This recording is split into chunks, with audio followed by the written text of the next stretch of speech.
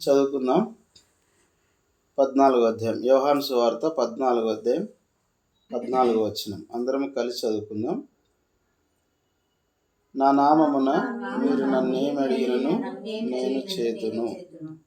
మరొకసారి చదువుకుందాం. నా నామమున మీరు నన్నేమి అడిగినను నేను చేతును. ప్రార్థన చేసుకుందాం. ప్రేమైన తండ్రి, పరలోకమందున్న దేవా, నీ మాటలు ప్రభా పరలోకము నుండి అనుగ్రహించమని, శక్తి గల బలము గల మాటలు ప్రభా పరిశుద్ధాత్మ ద్వారా అనుగ్రహించమని, వాక్యమును విశదీకరించి అర్థమయ్యేలాగా బోధించమని, కూర్చున్న మా అందరికీ ప్రభా క్షేమం కలుగునట్లుగా కృపను అనుగ్రహించమని, యేసునామమున మరొకసారి ప్రభా కలువరి శిలువ చాటున నన్ను మరుగుపరచమని, రక్తం నా మీద ప్రోక్షించి పవిత్రపరిచి నీ మాటలు పలుకుటకు యోగ్యత అనుగ్రహించమని యేసునామమున ప్రార్థించి వేడుకుంటున్నాను తండ్రి.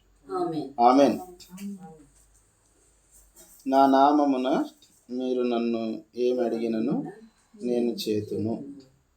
ఇది యేసుక్రీస్తు ప్రభు ఆయన తన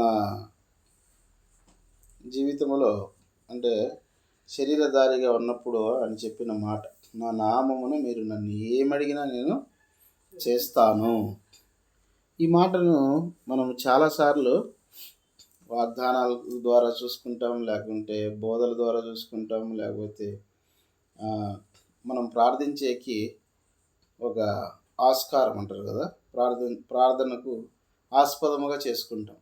ఎందుకంటే నా నామమున మీరు నన్ను ఏమి అడిగినను చేతును అనే మాటను మనము హృదయంలో భద్రపరుచుకొని ఆయన నామముని అడిగితే చేస్తాడు అనే ఒక విశ్వాసం ఉంటుంది కదా. అందరూ కూడా ఏమంటారంటే యేసుక్రీస్తు నామములో అని మాట్లాడతారనమాట. ప్రార్థించే ప్రతి ఒక్కరు కూడా ఏమంటారంటే యేసుక్రీస్తు నామములో అనేది చాలా ప్రాముఖ్యమైనది. యేసుక్రీస్తు ప్రభు నామము లేకుండా, యేసుక్రీస్తు ప్రభు పేరు లేకుండా, యేసుక్రీస్తు ప్రభు యొక్క ఆలోచన లేకుండా, యేసుక్రీస్తు ప్రభు అడుగుజాడలు లేకుండా మనము పరలోక రాజ్యము చేరుకోలేము, ఏ మనుషుడు కూడా ఈ లోకంలో. అందుకే ఇదే అధ్యాయంలో అంటాడు యేసు ప్రభు ఓ మాట అన్నాడు. ఏమన్నాడంటే నేనే మార్గమును సత్యమును జీవమునై ఉన్నాను అంటాడు.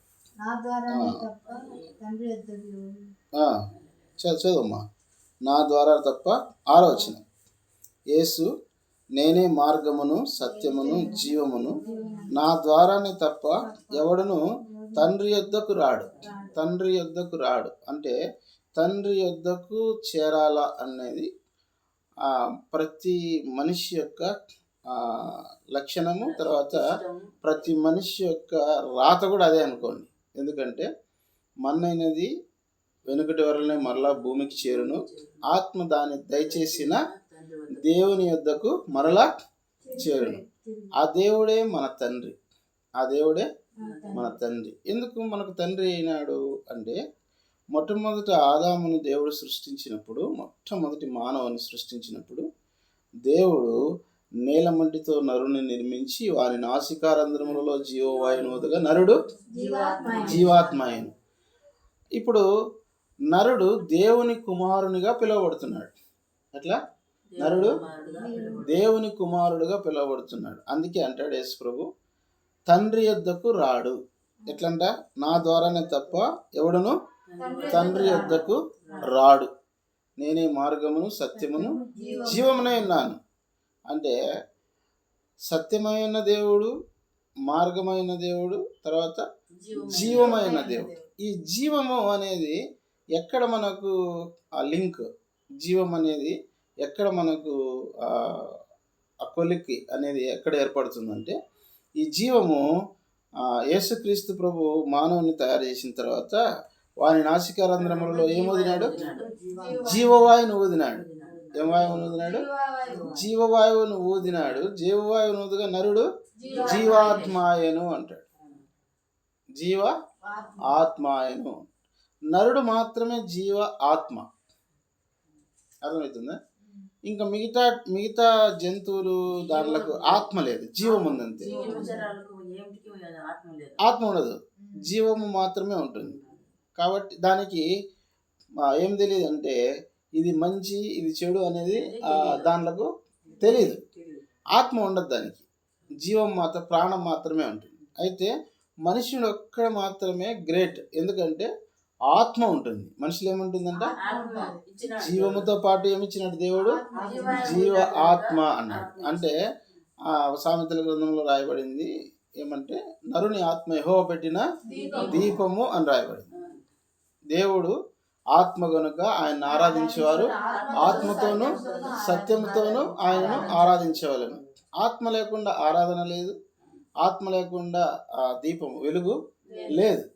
అయితే ఈ నరుడు జీవాత్మ అయినాడు కాబట్టి ఆయన ఏమంటున్నాడంటే నా ద్వారానే తప్ప ఎవడును తండ్రి యొద్దకు రాడు అంటున్నాడు. అర్థమవుతుందమ్మా? ఎవడును తండ్రి యొద్దకు రాడు అంటే యేసుక్రీస్తు ప్రభువు యొక్క మార్గము ద్వారానే తండ్రి యొద్దకు చేరాల. ఆ తండ్రి ఎవరు అంటే ప్రతి మానవుణ్ణి సృష్టించినటువంటి సృష్టికర్త అయిన దేవుడు. ఆయన ఎవరు? ప్రతి మానవుణ్ణి సృష్టించినటువంటి సృష్టికర్త అయిన దేవుడు. ఆయన తల్లి గర్భములో మనకు రూపురేఖలు ఇచ్చేవాడు. మనం తల్లి గర్భములో ఉండగానే మనల్ని ఎరిగిన దేవుడు. ఎరిగిన దేవుడు అని ఎందుకు అని మాట్లాడతారంటే తల్లి గర్భంలోనే మనల్ని ఎరిగినాడు అంటే మనల్ని తెలుసుకున్నవాడు అని ఎందుకు అంటాడంటే మామూలుగా మనుషులు అంటారు కదా, తల్లి గర్భములో నుండి జన్మిస్తానే అని రాత రాసి పంపించినాడు అని. అంటే ఎరిగిన దేవుడు మనిషి యొక్క లక్షణమును, మనిషి యొక్క ఆయుష్ను, మనిషి యొక్క మాటను, మనిషి యొక్క తలంపులను అన్నీ కూడా దేవుడు ఏం చేసినాడంట, ఎరిగినవాడు, ముందుగా నిర్ణయించినాడు. ఎట్లా నిర్ణయించినాడంట? ముందుగా నిర్ణయించినాడంట. మనకు ఏమి సంభవిస్తుందో అది మనకు తెలియదు. అందుకే పేతురు అంటాడు, రేపైనను ఎప్పుడైనా మీరు దూరదేశం పోయి సంపాదించుకుందాం అనుకున్న వాళ్ళారా నా మాట వినండి. ఏమంటాడంటే రేపేమి సంభవించినో మీకు తెలియదు. మనకు తెలియదు, రేపేం సంభవిస్తుందో మనకు తెలియదు, రేపు ఏమవుతుందో కూడా మనకు తెలియదు, రేపు మనం ఏ స్థితిలో ఉంటామో కూడా మనకు తెలియదు. రోగంతో పడి ఉంటామో తెలియదు, ఆరోగ్యంతో ఉంటామో తెలియదు, సంపాదనలో ఉంటామో తెలియదు, అప్పుల్లో ఉంటామో తెలియదు. అకస్మాత్తుగా అప్పు చేయాల్సి వస్తుంది, అకస్మాత్తుగా అనారోగ్య పరిస్థితి వస్తుంది, అకస్మాత్తుగా ధనలాభము వస్తుంది, అకస్మాత్తుగా అన్నీ కూడా జరిగిపోతూ ఉంటాయి. అది రేపటి గురించి మనకు ఏమాత్రం కూడా తెలియదు. తెలియని దాని గురించి మానవుడు ఏం చేస్తున్నాడంటే చింతించేవాడుగా ఉంటాడు. అందుకే దేవుడు అంటాడు, రేపటి దినమును గురించి చింతించకుడి, ఏ నాటి కీడు ఆనాటికే చాలు. ఈ రోజుకే చాలును, రేపటి దినం గురించి నువ్వేమాత్రం చింతించాల్సిన అవసరము లేదు. ఎందుకంటే రేపు మన చేతిలో లేదు. ఉందా? రేపు మన చేతిలో లేదు. ఈరోజు ఉన్నవాడు రేపు లేడు. కాబట్టి యేసుక్రీస్తు ప్రభు ఏం చెప్తున్నాడంటే నా నామమున మీరు నన్ను ఏమడిగిన నేను చేతును. ఆయన పెట్టిన అటువంటి ఆత్మ, ఆయన నిర్దేశించినటువంటి మానవుని పట్ల ఆయన నిర్దేశించినటువంటి ఒక మహాకృప ఏంటి అంటే తండ్రిని అడగాల. ఎవరి ద్వారా అడగాల? యేసుక్రీస్తు ప్రభు ద్వారా అడగాల. ఎందుకు యేసుక్రీస్తు ప్రభు ద్వారా అడగాల అంటే దేవుడు ఒక్కడే, దేవునికి నరులకును మధ్యవర్తియు ఒక్కడే, ఆయన క్రీస్తు యేసును నరుడు. ఈ నామమున తప్ప ఏ నామమున కూడా రక్షణ లేదంట. యేసుక్రీస్తు ప్రభు నామమున తప్ప ఏ నామమున కూడా ఏం లేదంట, రక్షణ లేదంట. అందుకే ఆయన అంటారు రక్షణకు కారణభూతుడు. యేసు ప్రభు ఎవరయ్యా అంటే రక్షణకు కారణభూతుడు. ఆయన లేకుంటే రక్షణ అనే మాటే లేదు.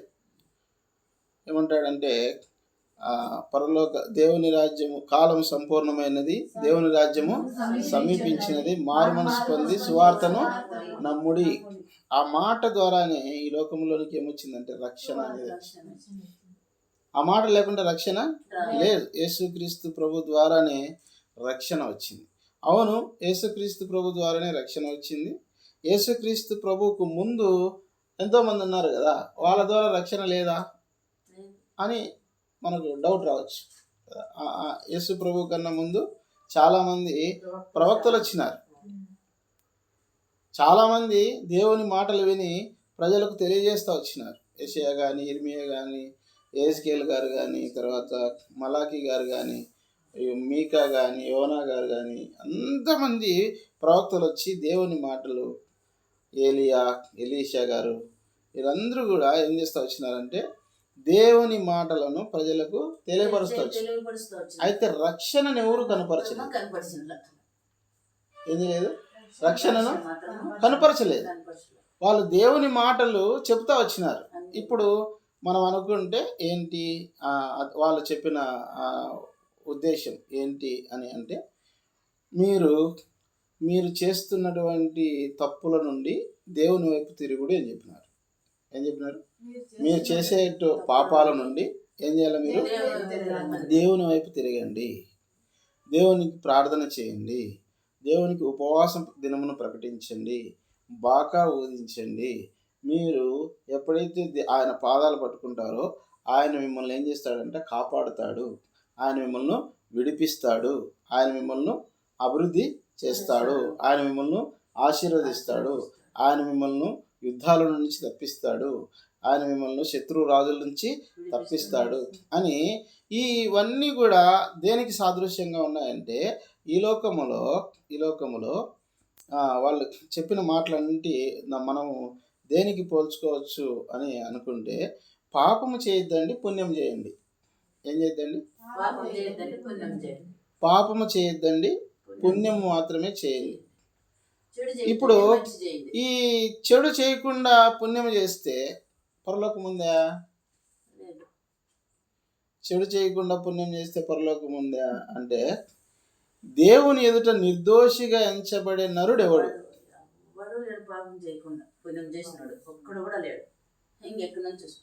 అర్థమవుతుందా? దేవుని చేత నిర్దోషిగా ఎంచబడిన వాడు ఎవడు?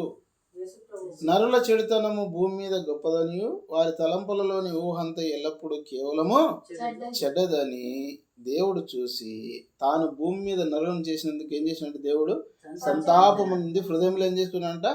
నొచ్చుకొనెను. ప్రతి మానవునికి దేవుడు ఛాన్స్ ఇస్తా వచ్చినాడు. ఏమని అంటే, నువ్వు చేస్తున్న కార్యము మంచిది కాదు, నువ్వు నడుస్తున్న మార్గము మంచిది కాదు అని ఆయా ప్రవక్తల ద్వారా దేవుడు ఏం చేస్తూ వచ్చినాడంటే మార్గము చూపిస్తూ వచ్చినాడు. అయితే ఎవ్వరు కూడా ఆ మార్గంలో నడవడానికి ఇష్టము లేదు. ఇర్మియా మంచి ప్రవక్త, ఆయన ఏం చేశారంటే గోతిలో పడేసినారు. గోతిలో అట్లా ప్రవక్తలందరినీ ఏం చేసినారంటే హింసిస్తూ వచ్చినారు. ఎవరైతే ఏలియాను భయపెడతా వచ్చినారు. చూడండి, ప్రతి ప్రవక్తను కూడా మానవులు ఏం చేస్తూ వచ్చినారంటే అవహేళన చేస్తూ వచ్చినారు. ఎవరో గొప్ప మంది కొంచెం మాట విన్నారేమో కానీ చాలామంది చాలా మట్టుకు ఏం చేస్తూ వచ్చినారంటే ప్రవక్తలను లెక్క చేయలేదు, వారు చెప్పే మాటలు అంగీకరించలేదు. అయితే ఆపద వచ్చినప్పుడు, కష్టం వచ్చినప్పుడు, శ్రమ వచ్చినప్పుడు, నిందలు వచ్చినప్పుడు వాళ్ళు ఏం చేస్తూ వచ్చినారంటే ప్రవక్తలు చెప్పినట్లుగా ప్రార్థనలు చేస్తూ వచ్చినారు. ఇవన్నీ కూడా బైబిల్ గ్రంథంలో మనం చదవగలం. తప్పిపోతున్నారు, సమకూర్చబడుతున్నారు, తప్పిపోతున్నారు, సమకూర్చబడుతున్నారు, తప్పిపోతున్నారు, సమకూర్చబడుతున్నారు, తప్పిపోతున్నారు, సమకూర్చబడుతున్నారు. ఇప్పుడు ఉపవాస దినాలు చేస్తున్నారు కదా, ఆశా కాలంలో చేసినారు, యెహోషాపాతు కాలంలో చేసినారు, హిజ్కియా కాలంలో చేసినారు, ప్రార్థన చేస్తూ వచ్చినారు, హబక్కు కాలంలో చేసినారు, జఫన్య కాలంలో చేసినారు, మలాకి కాలంలో, మీకా కాలంలో చేసినారు, యోనా కాలంలో కూడా ఏం చేసినారు? ఉపవాసము చేసినారు. చేసిన దానికి దేవుడు వారిని ఏం చేస్తూ వచ్చినాడంటే తప్పిస్తూ వచ్చినాడు. అయితే వాళ్ళ మానవుని యొక్క నైజం ఏంటి అంటే తప్పిపోతున్నారు, సమకూర్చబడుతున్నారు, తప్పిపోతున్నారు, ఇప్పుడు నేను బాగున్నాను అనుకో, నా బిడ్డలు తప్పిపోతున్నారు, అర్థమవుతుంది, మళ్ళీ సమకూర్చబడుతున్నారు. తప్పిపోవడం, సమకూర్చబడడం, తప్పులు తెలుసుకోవడం, దెబ్బలు తినడం, సమకూర్చబడడం, నష్టపోవడం, సమకూర్చబడడం, యుద్ధంలో చనిపోవడం, సమకూర్చబడడం, ఆస్తి నష్టం కావడం, సమకూర్చబడడం. అయితే ఇదంతా కూడా మానవునికి ఏమైపోతూ వచ్చిందంటే అలవాటుగా మార్చబడుతుంది. ఏమని? దేవునికి కోపం ఉన్నంతసేపు మనల్ని కొడతాడు. దేవునికి మనము ఉపవాస ప్రార్థన చేసి ఆయనకు ఇష్టంగా మనం ప్రార్థన చేస్తే మళ్ళా ఒక వీరుని పంపిస్తాడు, మనల్ని ఏం చేస్తాడు? కాపాడు. నెహెమ్యా గారిని పంపించినాడు, కాపాడినాడు. గిద్యోను గారిని పంపించినాడు, కాపాడినాడు. సంసోను గారిని పంపించినాడు, కాపాడినాడు కదా. మోషే గారిని పంపించినాడు, కాపాడినాడు. ఇట్లా ఇర్మియా గారిని పంపించినాడు, కాపాడినాడు. ప్రతి ఒక్కరికి ఏం చేస్తా వచ్చినంటే ఆయన మన మనవి ఆలకించి మనల్ని కాపాడుతాడు అనే తాత్పర్యంలోనికి మనిషి వచ్చేసినాడు. వచ్చిన ఈ మనిషి ఏం చేస్తా వచ్చినాడంటే అలవాటుగా మార్చుకున్నాడు. ఏమని? పడిపోవడము, సమకూర్చబడడం. ఇట్లా ఎన్నో ఆత్మలు ఎందుమైపోయినాయంటే నష్టంలోనికి వెళ్ళిపోతా వచ్చినాయి. ఏమైనాయమ్మా? ఎన్నో ఆత్మలు నష్టంలోనికి వెళ్తా వచ్చినాయి. ఎన్నో ఆత్మలు దేవుని యొక్క ప్రణాళికను నెరవేర్చలేకపోయినాయి కదా. చూడండి, మీకు సింపుల్గా ఒక స్టోరీ చెప్తాను. ఐగుప్తు దేశంలో నుండి 6 లక్షల కాల్బలము బయలుదేరింది. 6 లక్షల కాల్బలమే 6 లక్షలు అంటే యవనస్తులే, 30 సంవత్సరాలకు దిగువ ఉన్నవారే 6 లక్షల మంది. ఇంకా 40 సంవత్సరాలు, 50 సంవత్సరాలు, 60 సంవత్సరాలు, 70 సంవత్సరాలు చిన్నపిల్లలు, వారు ఎంతమంది ఉంటారు? ఇంతమంది బయలుదేరినారు. అది దేవుని ప్రణాళిక ఏంటంటే ఐగుప్తులో ఒక డెక్కనైనా వదిలిపెట్టాడు. అంటే ఐగుప్తులో ఒక డెక్క అంటే ఒక రెక్క కూడా ఐగుప్తులో ఆగిపోకూడదు. ఒక చిన్న బిడ్డ కూడా ఐగుప్తులో ఆగిపోకూడదు. సంపూర్ణంగా ఐగుప్తు దేశం నుండి ఏం కావాలంటే విడుదల అయిపోయి కానాను దేశంలో ప్రవేశించాలి. ఇది దేవుని యొక్క ప్రణాళిక. అయితే వీళ్ళు ఏం చేస్తూ వచ్చినారంటే ఆఖరుకు యెహోషువ, కాలేబులు ఇద్దరు మాత్రమే కానాను దేశంలో చేరుతా వచ్చినారు. మిగతా వాళ్ళందరూ ఏమైపోయినారు? అర్థం, సనిగి సంహారకుని చేతులు హతులైరు. సనిగి సంహారకుని చేతులు. ఇప్పుడు గొప్ప దేవుడు, శ్రేష్టమైన దేవుడు, ఐగుప్తు పాప దాసత్వం నుండి మనం విడిపించిన దేవుడిని ఆయన ఏం చేయాలంటే బ్లైండ్గా, గుడ్డిగా ఫాలో అయిపోవాలంతే. దేవుడు ఏం చెప్తుంది వినాలా? అట్లా లేదు. సనిగి సంహారకుని చేతులు ఏమైపోయినారంట? నష్టమా కాదా? నష్టమే కాదు. మన కుటుంబం అంతా పొరలో కానివ్వాలని యేసుప్రభువుని నమ్ముకున్నాము. అందరూ పోతేనే కదా సంతోషము. నలుగురు పోము, 2 పోతాం అనుకుంటే సంతోషమా? అర్థమవుతుందా? అంటే ఐగుప్తు దేశం నుండి దేవుడు అందరినీ పిలిచినాడు, బయటికి తీసుకొచ్చినాడు. ఐగుప్తు బంధకాల నుంచి ఆయన ఏం చేసినాడు? విడిపిస్తే వాళ్ళు ఏమైపోయినారు? 2 మాత్రమే కానాను దేశానికి చేరినారు. అంటే అర్థం ఏంటంటే మానవుని యొక్క నైజం. అనేకులు నష్టాలు అని ఎందుకు చెప్తున్నానంటే అనేకులు ఆత్మీయంగా నష్టపోవడానికి కారణం ఏంటి అంటే వారి యొక్క మానవుని యొక్క స్వభావం, నైజం. మానవునికి అనుమానం ఎక్కువ.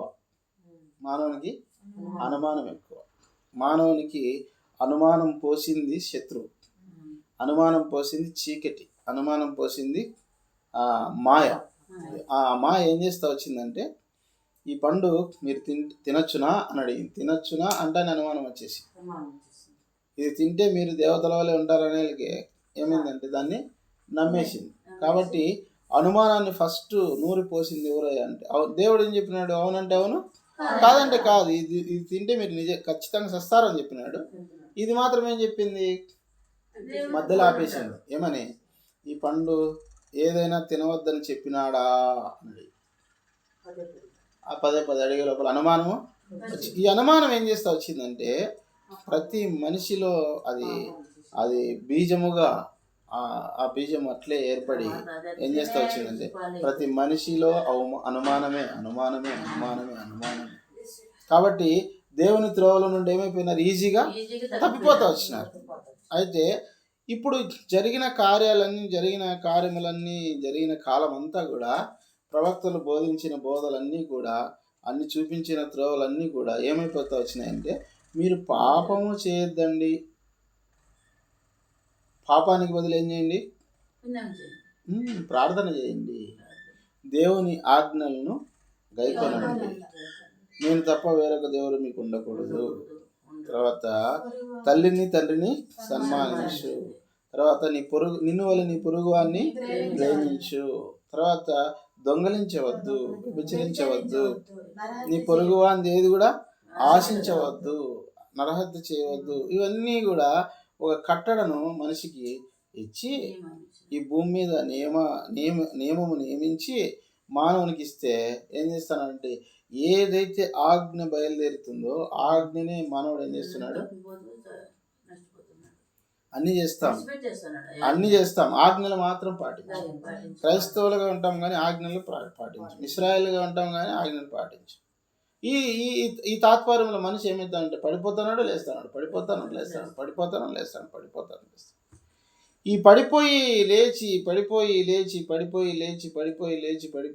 ఏమైపోతుందంటే, తరతరాలకు అది ఏమైపోతా వచ్చిందంటే అలవాటుగా మార్చబడతా వచ్చింది. ఏమైపోయింది, అలవాటుగా మార్చబడింది.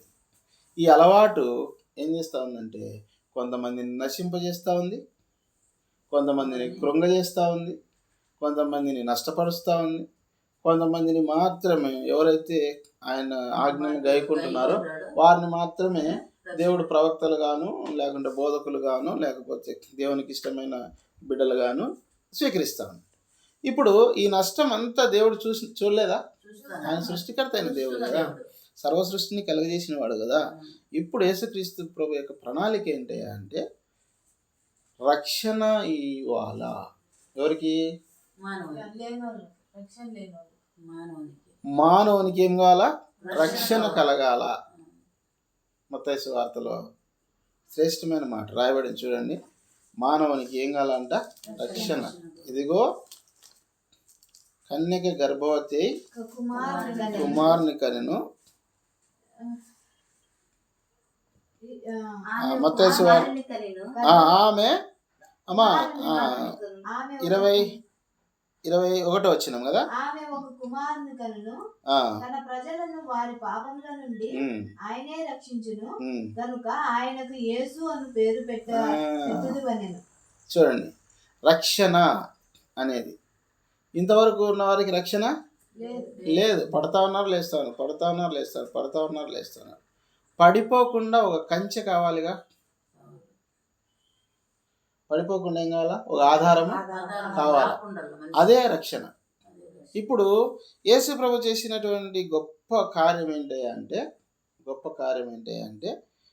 ఆమె ఒక కుమారుని కనును, తన ప్రజలను వారి పాపముల నుండి ఆయనే రక్షించును గనుక ఆయనకు యేసు అని పేరు పెట్టుదు అనెను. ఇప్పుడు రక్షణకు నిర్వచనం ఏంటి అంటే, మనం పడిపోకుండా మనల్ని కాపాడే యొక్క వలయం, ఒక కంచె, ఒక కాంపౌండ్. అర్థమవుతుందమ్మా? అది ఏం చేస్తుందంటే, అవతల నుంచి విపత్తుని, ప్రమాదాన్ని యువతలకు రానియదు, యువతల నుండి మనం ప్రమాదంలో పడకుండా ఆపుతుంది. ఇది రక్షణ. యేసుక్రీస్తు ప్రభు నామములోనే రక్షణ. మరి ఏ నామమున కూడా రక్షణ లేదు. ఎందుకంటే అన్ని నామములు లేకుంటే అన్ని మనస్తత్వాలు ఎటువంటివి అంటే, పాపము తక్కువ చేయి, పుణ్యం ఎక్కువ చేయి. అర్థమవుతుంది? నీ పాపాల కన్నా పుణ్యం ఎక్కువ ఉంటే స్వర్గం ఇచ్చేస్తాడు. ఇది ప్రతి మానవుల్లో ఉండే నినాదం. నీ పుణ్యకార్యములే నిన్ను బతికిస్తాయి, నువ్వు చేసే దాన ధర్మాలే నిన్ను బ్రతికిస్తాయి. నువ్వు ఎంత పుణ్యం చేస్తే అంత మంచిది. నీ పాపాలు పుణ్యాలు దేవుడు లెక్క సరిమిస్తాడు. ఆ పాపాల కన్నా పుణ్యం ఏమై ఉండాలా? ఎక్కువ ఉండాలి. ఇది లోకములో మానవులందరికీ కలిగిన ఆలోచన. దేవుడిచ్చింది కాదు అది. దేవుడు అసలు పాపమే చేయొద్దు అంటాడు. దేవుడు ఏం చెప్తాడు? పాపం చేయకుండా. పాపము చేయకుడి అంటాడు. ఆయనకు పాపం అంటే చాలా విరోధం. కాబట్టి పాపము జోలికి పోద్దండి అంటాడు. దేవుడు పాపం తక్కువ చేయండి, పుణ్యం ఎక్కువ చేయండి అని చెప్పాడు. అర్థమవుతుంది? దేవుడు చెప్పేది ఏంటంటే నువ్వు పాపమే చేయొద్దు కదా. చిన్న ఉదాహరణ ఏంటంటే, ఒక ఆమె వ్యభిచారం చేత పట్టబడిన తర్వాత ఆమెను ఏం చేయాలంటే ఊరి బయటికి తీసుకొని వెళ్ళి రాళ్ళు వేసి ఆమెను ఏం చేయాలా? చంపేయాలి వాస్తవంగా. ఎందుకంటే ఆమె ఉంటే ఊరంతా చెడిపోతుంది కాబట్టి, ఆ ఊరంతా కల్తీ అయిపోతుంది కాబట్టి ఆమెను ఏం చేయాలంటే ఊరి బయట తీసుకుపోయి చంపేయాలి. ఇప్పుడు ఊరు బయటికి అందరూ తీసుకొచ్చిన తర్వాత ఆయన అడిగినారు, ఏమని? బోధకుడా, ఈమె వ్యభిచారం చేత పట్టబడింది, ఈమెను రాళ్ళతో కొట్టి చంపాలి ధర్మశాస్త్రం ప్రకారం. అయితే నువ్వేం చెప్తావు అంటే, ఆయన మీలో పాపం చేయని వాడెవడో మొదట ఆయన మీద రావేయండి. కాబట్టి ఎవరు కూడా పాపం ఆమె మీద రాయి వేయలేకపోయినారు, వెళ్ళిపోయినారు. ఇప్పుడు చూడండి, ఒకవేళ పాపం తక్కువ చేయి పుణ్యం ఎక్కువ చేయని అనేవాడైతే ఏం చెప్పాలా? ఇంక నుంచి నువ్వు పుణ్యం చేయపో అనల్లా. ఏం చేయొద్దు అన్నాడు? అమ్మా చేయొద్దమ్మా, నేను కూడా నిన్నేమి అనను. ఇప్పుడు నువ్వేం చేయొద్దు? పాపము చేయొద్దు. ఇంకా ఏం చేయొద్దు? దేవుడు చెప్పే మాట ఏంటంటే పాపము చేయొద్దు, అంతే. మనుషులు చెప్పే మాట ఏంటంటే పాపం తక్కువ చేయి పుణ్యం ఎక్కువ చేయి. వీడు ఏం చేస్తూ ఉంటాడు అంటే పడతా ఉంటాడు, లేస్తూ ఉంటాడు, పడతా ఉంటాడు, లేస్తూ ఉంటాడు, పడతా ఉంటాడు, లేస్తూ. బాధ కలిగినప్పుడేమో సీమలకు చక్కెరేస్తాడు. అన్నీ బాగున్నప్పుడు మనిషిని కూడా పట్టించుకోడు.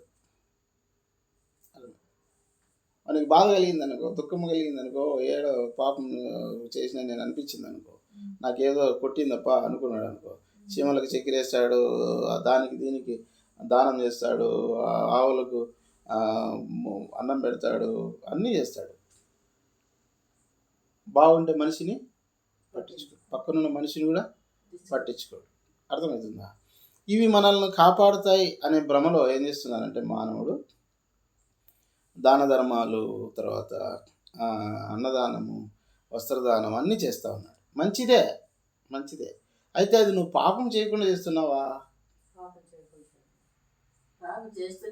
పాపము చేయకుండా చేస్తున్నావా అంటే పాపము చేయకుండా చేయలేదు, పాపం చేస్తూనే చేస్తున్నాడు. కాబట్టి ఇవన్నీ లెక్కలేకి రావు. కాబట్టి ఒకటే మాట ఏంటయ్యా అంటే, యేసుక్రీస్తు ప్రభు వచ్చిన ఉద్దేశం ఏంటయ్యా అంటే, ఆమె ఒక కుమారుని కనును, తన ప్రజలను వారి పాపముల నుండి ఆయనే రక్షించును. పాపము నుండి ఏం చేస్తాడంటే ఆయన రక్షించు. పాపము నుండి అంటే అర్థం ఏంటి?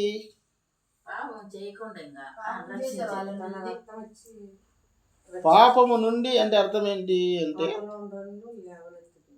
పాపము ఆ విషవలయము మనల్ని ఆవహించి ఆ పాపం మనల్ని పట్టుకొని తనకిష్టమైన పనులు చేపిస్తుంది. పాపం ఏం చేస్తుంది చెప్పండి? ఒక్కసారి ఆ పాపము మనల్ని ఆవహించి పట్టుకుందంటే, పాపం అంటే అబద్ధం కాటి నుంచి, మోసం కాటి నుంచి, అసూయ కాటి నుంచి, ద్వేషం కాటి నుంచి, విమతములు, మత్తతులు, కామవికారము, తర్వాత అన్నీ కూడా పాపాలే.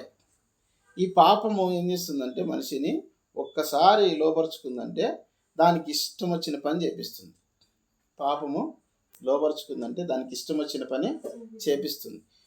ఇప్పుడు పాపము నుండి ఏం చేస్తాడంటే ఆయన తన ప్రజలను వారి పాపముల నుండి అంటే, వారి పాపముల నుండి అంటే ఎవరెవరిని ఏ పాపం పట్టుకుందో ఆ పాపాల నుంచి ఎవరు విడిపిస్తారంట? ఆయన రక్షించును. చూడండి, ఓ పాపము తప్పైన కుమారుడు, ఆయన తండ్రి నీకు విరోధముగా, పరలోకానికి విరోధముగా నేను పాపము చేసినాను అన్నాడు. ఇప్పుడు ఆ పాపము అని పట్టుకొని ఎక్కడ నడిపించింది? పందులు తినే పొట్టు దగ్గరికి. దానికి ఇష్టమైన పని చేపిస్తుంది. పాపము నీకు ఇష్టమైన పని చేపించదు. నీకు ఇష్టం లేకపోయినా, నీ మనస్సాక్షి నిన్ను గద్దిస్తున్నా, నీ మనస్సాక్షి నిన్ను వారిస్తున్నా, నీ మనస్సాక్షి నిన్ను ఆ, అడ్డగిస్తున్నా కూడా ఆ పాపం ఏం చేస్తుంది? దాని పని అది చేపిస్తుంది. అర్థమవుతుందా? ఇప్పుడు వానికి మనస్సాక్షి ఉంది. రాజకుమారుడు తప్పైనాడు, ఆకలింది. ఇప్పుడు పందులు మేపు అన్నాడు. పందులు మేపు అంటే ఒక రాజకుమారుడు పందులు మేపాలంటే మా పొలంలో పందులు మేపు అన్నాడు. ఇప్పుడు రాజకుమారుని మనసు ఏం చేస్తుంది చెప్పండి? ఎన్నో విధాలుగా ఒప్పుకుంటుంది. ఎగిరి గంతేసింటాడు. ఆ రోజు నేను చేసే పనిలే, పోతాను మేపుకొని వస్తానన్నాడు. అట్లా మనసు ఒప్పుకుంటుంది. ఇంత నివారించుకుంటాడంటే ఈ ఆకలి కాకున్నా బాగుండు, ఈ కరువు రాకున్నా బాగుండు, నేను ఈ పరిస్థితికి ఎందుకు రాకున్నా బాగుండు, నేను మా నాయన దగ్గర నుంచి వచ్చేయకున్నా బాగుండు. ఏంది నాకు ఈ పరిస్థితి? ఇప్పుడు అది చేయాలా? చేస్తేనే అన్నం, లేకపోతే అన్నము లేదు. అర్థమవుతుందా? పాపం చేసే ప్రతి వాడు పాపానికి లోబడేంత వరకే నీ మనస్సు. పాపానికి లోబడినాక నీ మనసు, నీ ఆత్మ, నీ బలము అన్నీ అడ్డపన్నా కూడా పాపం దాని పని అది జరిగించుకుంటుంది. అటువంటి ఆ పాపము లోకములో మనిషిని పట్టుకొని ఏం చేస్తుందంటే దానికి బానిసగా చేసుకుంటుంది. అటువంటి బానిసత్వముల నుండి ఏం చేశాడంటే ఆయన తన ప్రజలను వారి పాపముల నుండి ఆయనే రక్షించును గనుక ఆయనకి యేసు అని పేరు పెట్టుకున్నాడు. యేసు ప్రభు అంటే అర్థం ఏంటి అంటే రక్షకుడు. దేవుడు తన ప్రణాళిక ప్రకారంగా రక్షణను కనపరుస్తా ఉన్నాడు. ఏమంట? తన ప్రణాళిక ప్రకారంగా రక్షణను కనపరుస్తా ఉన్నాడు. అందుకే లూకాసు వార్త 2వ అధ్యాయంలో సిమియోను అంటాడు. ఏమంటాడు అంటే, నాదా సత్యస్వరూపి, ఇప్పుడు నీ మాట చొప్పున ఇశ్రాయేలు కలిగిన రక్షణను నేను ఏం చేసిన కనులారా చూసినాను అంటాడు. చూడండి, ఆ మాట చదువుతున్నా. లూకాసు వార్త 2వ అధ్యాయం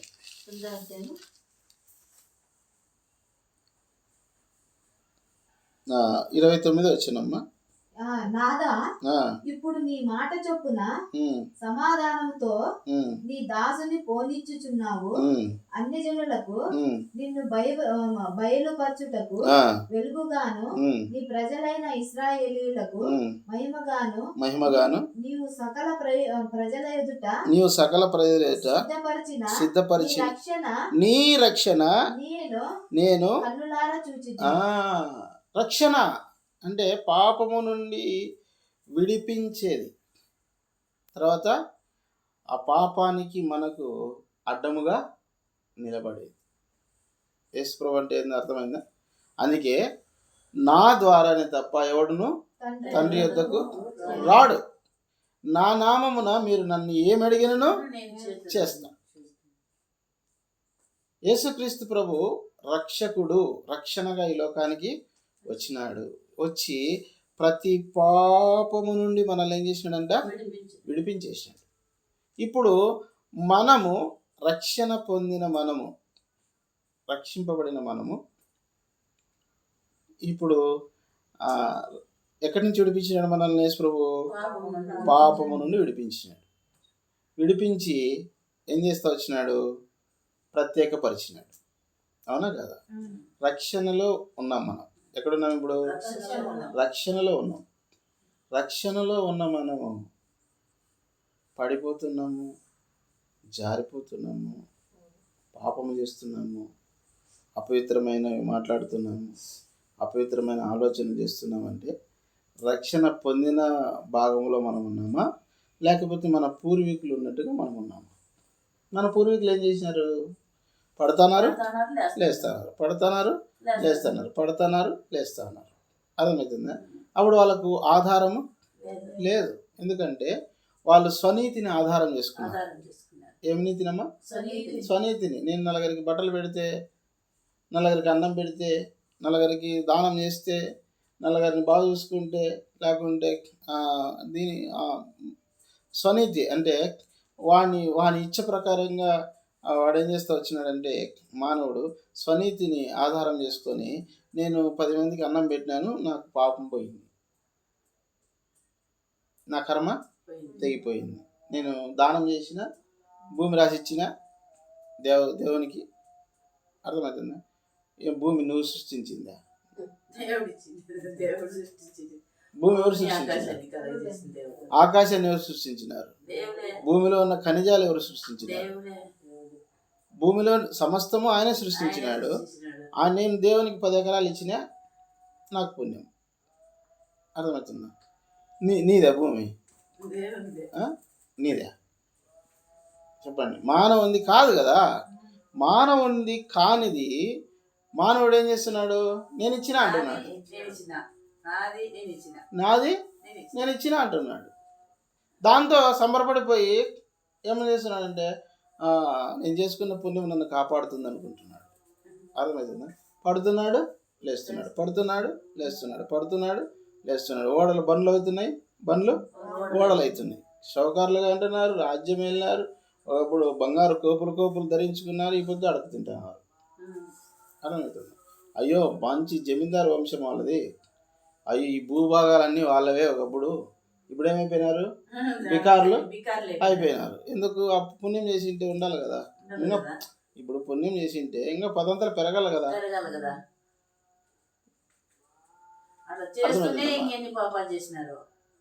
పుణ్యం చేసి ఉంటే 10 అంతలు పెరగాలి కదా. మనం అనుకున్న పుణ్యం చేసి ఉంటే 10 అంతలు పెరగాలి కదా. ఎందుకు పెరగలేదు? ఎందుకు? దేవునికి ఇచ్చి ఏమంటున్నాడు? నేను చేసిన అంటున్నాడు. అర్థమవుతుందా? కాబట్టి ఇప్పుడు రక్షణ వలయంలో ఉన్న మనము పడిపోతున్నాము, జారిపోతున్నాము, తగ్గిపోతున్నాము. మనము దేవుని ఆధారంగా చేసుకోలేకపోతున్నాము. ఇప్పుడు నా నామమున నన్ను ఏమడిగినా నేను చేస్తానంటే ఏ విధంగా చేస్తాడు? ఆధారం పట్టుకుంటేనే కదా మనకు. ఎట్లా? ఆధారాన్ని వదిలేసి, అందుకే ఏమంటాడంటే ప్రభువా అన్న ప్రతివాడు పరలోకానికి రాడు. వీళ్ళంతా ఎవరంటే ఆధారాన్ని వదిలేసిన వారు, రక్షణ అనే దాన్ని వదిలిపెట్టేసిన వారు. అంటే పాపము నుండి వీళ్ళు ఏం చేయలేదు, ఇంకా విడిపింపబడలేదు. పాపం నుంచి పాపపు కూరల నుంచి విడిపించే శక్తి యేసుక్రీస్తు ప్రభువు దగ్గర మాత్రమే ఉంది. ఎందుకంటే ఆయనే లోక రక్షకుడు.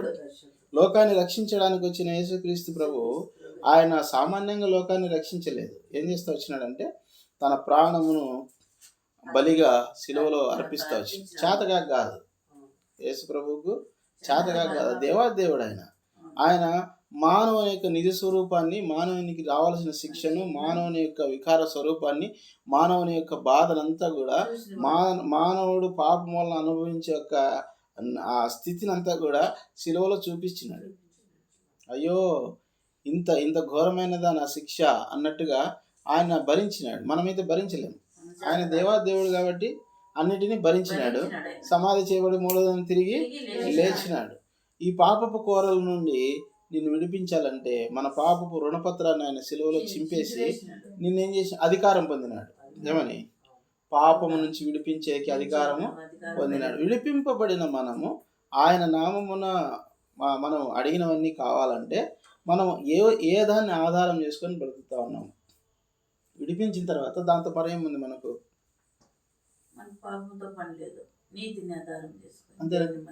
అంతేమా? పాపము నుంచి మనల్ని ఏం చేసినాడు ఆయన? విడిపించిన తర్వాత దాంతో పని ఏముంది? అది చెడ్డదనే కదా విడిపించేది. అది దుర్మార్గమైనదనే కదా దాని నుంచి విడిపించింది. అది పాతాళానికి పంపిస్తుందనే కదా దాని నుంచి విడిపించింది. అది నీకు నెమ్మది లేకుండా చేస్తుందనే కదా దాని నుంచి విడిపించింది. ఇప్పుడు విడిపించిన దాంతో నీకేం పని? మళ్ళా పడిపోతున్నావంటే నువ్వు ఊరికే పేరు పెట్టుకున్నావు అంతే. ఏమని? నేను క్రైస్తవుని, నేను దేవుని నమ్ముకున్నాను, యేసు ప్రభువును అంగీకరించినాను, యేసుక్రీస్తు ప్రభు నా రక్షకుడు అని ఊరికే పేరు పెట్టుకున్నావు అంతే. నువ్వు పడిపోతున్నావంటే, నువ్వు జారిపోతున్నావంటే, నువ్వు తప్పిపోతున్నావంటే, నువ్వు మళ్ళా అదే స్థితిలో బ్రతుకుతున్నావంటే, నూతనంగా నువ్వు జీవించలేకపోతున్నావంటే, నూతనమైన మనసు నీలో రాకపోతుందంటే, నూతనమైన స్వభావం నీలో రాకపోతుందంటే, క్షమాపణ గుణం నీలో లేకుండా పోతుందంటే, క్షమించే గుణం లేకుండా పోతుందంటే, తగ్గించుకునే గుణం లేకుండా పోతుందంటే, ఈ లోకం నాది కాదు అన్నప్పుడు నాది కాదని దగ్గర ఎట్టుంటా నేను? దూరంగా ఉంటాము. నాది కాదు లేదు, నాకేం పని దాంతో అక్కడ ఉంది. ఇప్పుడు ఇదంతా అంతేనా? ఈ లోకం నాది కాదు అనుకున్నప్పుడు ఈ లోకంలో ఎట్లుండాలా? దూరంగా ఉన్నది కాదని ఎట్టే ఉండాలి. నాకు ఇంకో లోకం ఉంది, అదే నాది, ఇది కాదని మనది కాని దాని దగ్గర మనది కాని ఫంక్షన్కి పోయినాం అనుకోండి, ఆడవి నేరుగా స్టేజ్ ఎక్కేస్తామా? మన ఇంటిది కాదు ఫంక్షన్, ఏదో గెస్ట్కి పిలిచినారు రమ్మని, పత్రిక ఇచ్చినారు, ఆయన నువ్వు మా వీధిలో ఉన్నావు, తెలిసినవి, మా బర్త్డే చేస్తున్నామో లేకుంటే ఇంకోటి చేస్తా ఉన్నాము, రండి అయినా భోంచేసొద్దురు అని పిలిచినారు. పిలిస్తే మనం డైరెక్ట్గా స్టేజ్ మీదకి వెళ్ళిపోతామా? కదా, వాళ్ళు పిలిస్తేనే పోవాలి. మంది కానప్పుడు ఎట్లా ఉండాలి? మనము ఏదో ఒక మూల కూర్చోండాల, అంతేనా? ఏదో ఒక మూల కూర్చోండాల, అంతేనా? కాబట్టి ఏం జరుగుతుంది ఇక్కడ అంటే, మనది కానిది అని మనకు తెలిసిపోయిన తర్వాత దాంతో మనకేం పని? జారిపోతున్నాం, తప్పిపోతున్నాం, పడిపోతున్నాం అంటే అర్థం ఏంటంటే, యేసుక్రీస్తు ప్రభు రక్షణ అని ఇంకా మనకి గ్రహింపు రాలేదు. యేసుక్రీస్తు ప్రభు నిజమైన రక్షణ అని మన గ్రహింపు రాలేదు. ఎందుకంటే ఆయన మనం విడిపించినాడు అనే గ్రహింపు మనకు వస్తే మళ్ళీ ఎందుకు పడిపోతాం? ఇంకా పడిపోతామా? ఏమా తిమ్మమ్మ? పడిపోతామా? జారిపోతామా? ఏమా లోకానికి మళ్ళా ఆకర్షలు అవుతారా? చెప్పు. యేసు ప్రభు రక్షించినాడు అని తెలిసినాక ఆమె ఏమన్నాడు? అమ్మ నేను కూడా నిన్నేమన్నాను, ఇంక పాపము చేయొద్దు, అంతేనా? ఆమె ఆ మాటకి ఏమైంది? రక్షణ పొంది ఆమె విశ్వాసరాలుగా మార్చబడతా వచ్చింది. తన పాపపు జీవితాన్ని వదులుకొనేసింది. ఇంతకు ముందున్న జీవితం ఇప్పుడు లేదు. వారు విడిపింపబడిన వాళ్ళు. ఇప్పుడు మనల్ని ఏం చేసినాడంటే యేసు ప్రభు రక్షించుకున్నాడు, ఆయన రక్షించినాడు, రక్షణ మనకు కనుపరిచినాడు. మనకు ఏమిస్తా వచ్చినాడంటే మారు మనసు ఇచ్చినాడు. ఏమిచ్చినాడు? మనసు మార్చినాడు. మనసు మార్చడం అంటే ఏంటి అంటే, ఒక ఒక వస్తువును మనము ఇష్టంగా తింటున్నాం, ఇష్టంగా షుగర్ వచ్చింది. ఇప్పుడు ఆ వస్తువు తినేకి మనసు ఏమైపోయింది? మారిపోయింది. ఒకప్పుడు ఇంత గ్లాసుల్లో పాయసం తాగుతా ఉంటే, ఇప్పుడు నేను పాయసం తాగాలంటే నా మనసు ఏమైపోయింది? ఇప్పుడు మారిపోయింది. ఎందుకు? నాకేమొచ్చింది? షుగర్ వచ్చింది. అర్థమవుతుంది? మనసు మార్చినాడు. ఏమని అంటే, ఒకప్పుడు లోకంలో ఇష్టానుసారంగా జీవించే మనస్తత్వం కలిగిన మనల్ని ఇప్పుడు ఏం చేసినాడు? ఆ లోకంలో ఇష్టానుసారంగా జీవించే జీవితాన్ని అంతా మనకేం కనిపిస్తుంది? దాంట్లో అంతా కూడా ఏం కనిపిస్తుంది? తప్పు మార్గం కనిపిస్తుంది. కాబట్టి మనసు ఏమైపోయింది? మార్చినాడు. రక్షణ ఇచ్చినాడు, తర్వాత మారు మనసు ఇచ్చినాడు, తర్వాత పాపాన్ని ఏం చేసినాడు? దేవుడు క్షమించినాడు. ఏది? మనం తెలియక చేసిన పాపాలన్నీ కూడా ఏం చేసినాడంట? క్షమించినాడు. క్షమించినాక మళ్ళీ మనకు జోలు ఎట్లొస్తుంది? క్షమించిన తర్వాత కూడా పాపం మూట మనకు ఎట్లొస్తుంది? తీసేసినాడు, బరువు తీసేసినాడు. బరువు తీసేసిన తర్వాత మళ్ళీ ఆ బరువు మనకి ఎట్లొస్తుంది? ఆ బరువు మన దగ్గర ఉందంటే తప్పు ఆయిందా మందా? అర్థమైందమ్మా? పారేసిన దాన్ని మళ్ళీ ఏం చేసినా మనం ఎరకచ్చుకున్నాం, అంతేనా? కాబట్టి ఆయన నామమున మనం ఏమడిగినా ఆయన చేయాలంటే మనం మొట్టమొదటిగా ఆయన రక్షకుడు అని గుర్తించాలి. ఆయన రక్షకుడు. తర్వాత మనం గుర్తించాల్సిన విషయం ఏంటంటే, పాపముల నుండి ఆయన విడిపిస్తాడు అని గుర్తించాలి. తర్వాత ఆయన మనకు మారు మనసు ఇస్తాడని గుర్తించాలి. ఈ రక్షణ, పాపక్షమాపణ, మారు మనసు. మొట్టమొదట రక్షణ, తర్వాత మారు మనసు, తర్వాత పాప క్షమాపణ. ఈ మూడు కలిగిన వాడు ఆయన నామమున ఏమడిగినా ఆయన ఏం చేస్తాడంట? చేస్తాడు. ఏమడుగుతాడు? ఈ మూడు కలిగిన వాడు లోకం గురించి ఏమడుగుతాడు? ఇంకా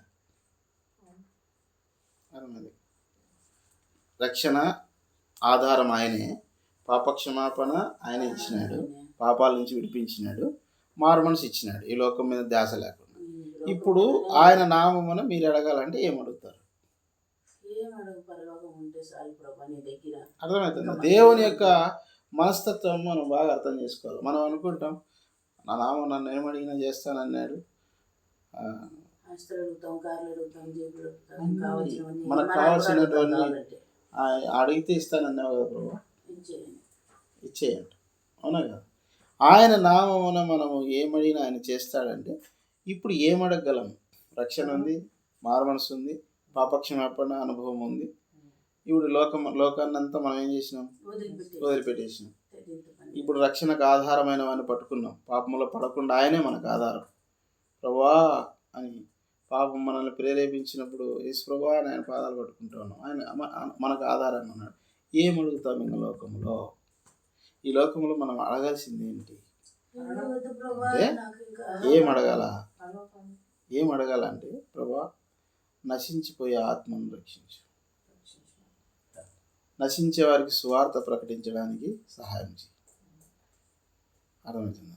తర్వాత నీ మందిరములో నీ మందిర సహవాసము, నీ మందిరము పరిశుద్ధమైన సహవాసం, నీ మందిరము యొక్క ఆ పరిశుద్ధత, ఎవడైనా ఆలయమును పాడు చేసినాడు నేను వాడిని పాడు చేయను.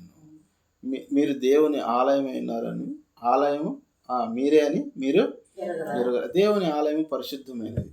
పరిశుద్ధమైన సహవాసం, పరిశుద్ధమైన సహవాసం ఏమని అడిగితే ఆయన ఏం చేస్తాడంటే ప్రతి మనిషిని పరిశుద్ధపరచడానికి సిద్ధంగా ఉన్నాడు. అప్పుడు మనం ఇంకా ఏం చేయము?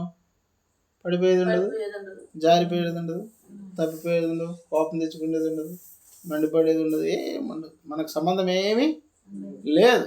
కాబట్టి ఆయన నామమున మనం ఏమడిగినా ఆయన ఏం చేశాడంట? చేసేవాడుగా ఉన్నాడు.